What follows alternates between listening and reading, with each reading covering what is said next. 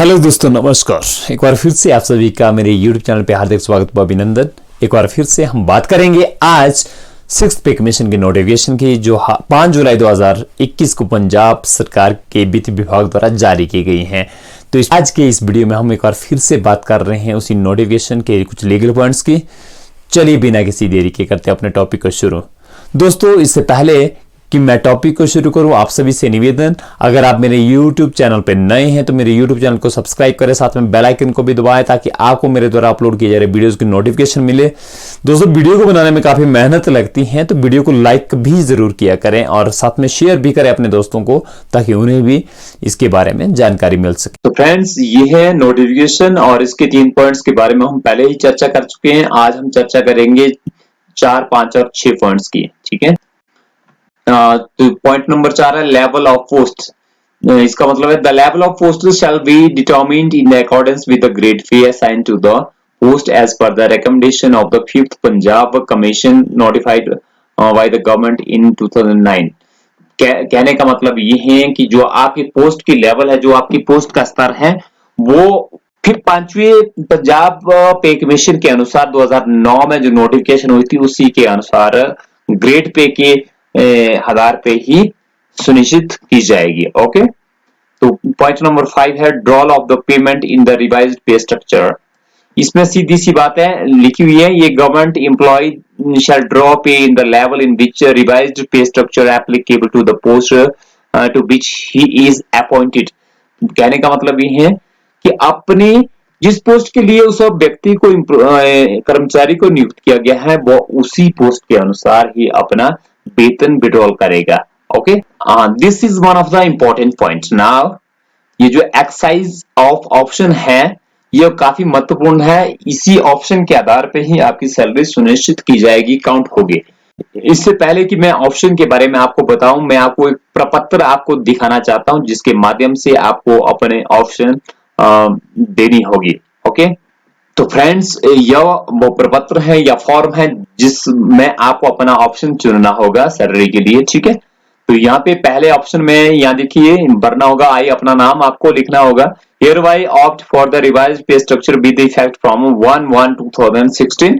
और नेक्स्ट मैं भी आपको नाम लिखना होगा यहाँ पे, hereby opt the multiple factor of।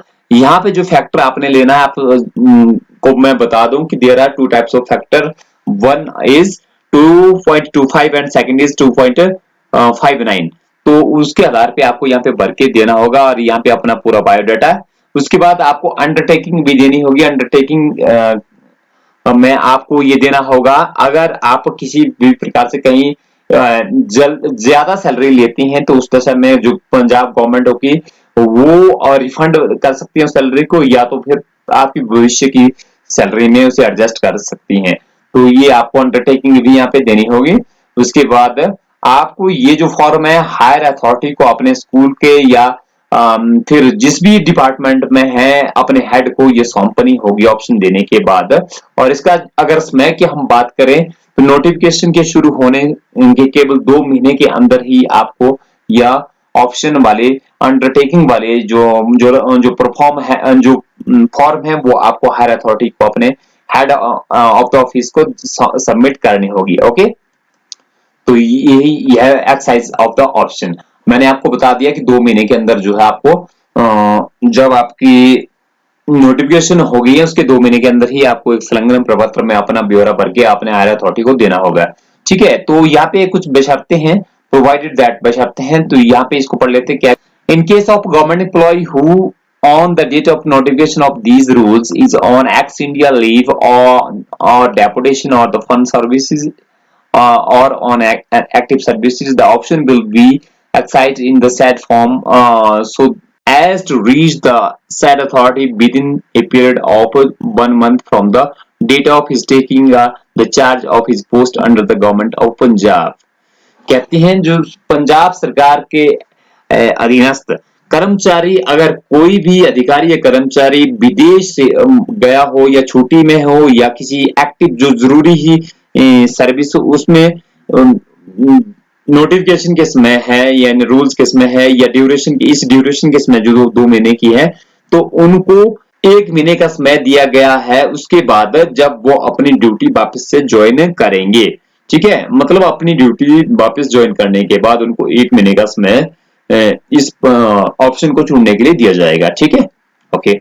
Point number 2, Where government employees are under suspension on the date of notification of these rules. कहते हैं इन नियमों के तहत जो नोटिफिकेशन के समय अगर कोई कर्मचारी अंडर सस्पेंशन है, सस्पेंड किया गया हो किसी को, the option will be exercised within the period of 1 month from the date of return of his duty।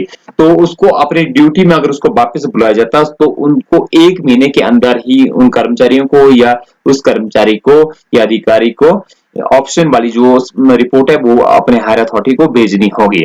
Okay, number 2 पे हम बात करें यहाँ पे, the option in the form shall be submitted by the government employee to the head of the office। देखिए ये तो simple सी बात है, जो ऑप्शन है उसकी जो कॉपी है वो हेड ऑफ द ऑफिस को ही सरकारी कर्मचारी के द्वारा जमा की जानी चाहिए। ओके, तो पॉइंट नंबर 3 में यहाँ पे हम बात करें इसको, the option if the option is not received within the specified in subtitle, the government employees shall be deemed to have elected to government by the revised pay structure with the effect from the day of January 2016।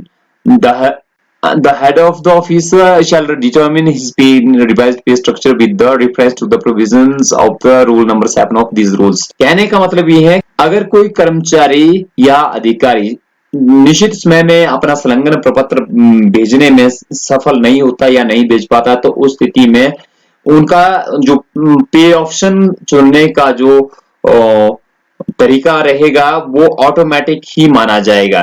मतलब ये है कि जो पे option उसके head of the office के द्वारा determine की जाएगी, निश्चित किया जाएगा, वही सैलरी उसको मिलेगी। तो नेक्स्ट नंबर 4 पे, the option once exercised shall be final. जो ऑप्शन आपने एक बार चुन लिया वो फाइनल होगा। You will not have any rights in future to change this option. देखिए इसलिए ऑप्शन बड़े ध्यान से देना है, कौन सी सैलरी आपको बेनिफिट हो रही है, किस सैलरी के तहत आपको फायदा हो रहा है, किसके तहत आपको घाटा हो रहा है, ये सोच समझ के आपने खुद देना है, क्योंकि एक और ऑप्शन देने के बाद उसे वो फाइनल हो जाएगी और आप चेंज नहीं कर पाएंगे। ओके, तो उसके बाद कुछ नोट दिए हैं यहाँ पे, इंपॉर्टेंट पॉइंट्स हैं 3, इनको भी यहाँ पे लिखा हुआ, person whose services were terminated on or after the first day of the January 2016 and who could not exercise their opinion with the specified period on account of discharge on expiry of the second post, resignation, dismissal or any discharge of or on disciplinary grounds shall be entitled to benefits under these rules if otherwise admissible। यहाँ पे बात ये बताई गई है, अगर कोई व्यक्ति जिसे इनकी सेवाओं को समाप्त कर दिया जाता है, टर्मिनेट किया जाता है, कब?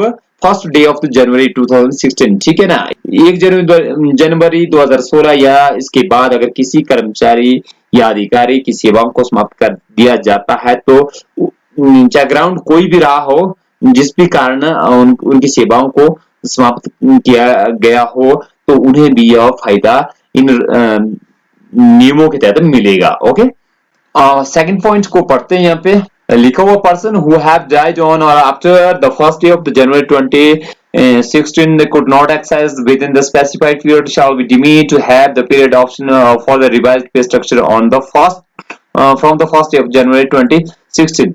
कहने का मतलब है ये, अगर यदि किसी कर्मचारी या अधिकारी की मृत्यु हो जाती है तो उस स्थिति में अगर उसने एक्सरसाइज जो ऑप्शन की एक्सरसाइज है वो नहीं की है, ऑप्शन नहीं चुना है, तो उस स्थिति में उसका जो ऑप्शन है वो ऑटोमेटिकली रिवाइज्ड पे स्ट्रक्चर के अनुसार 1 जनवरी 2016 से ही माना जाएगा।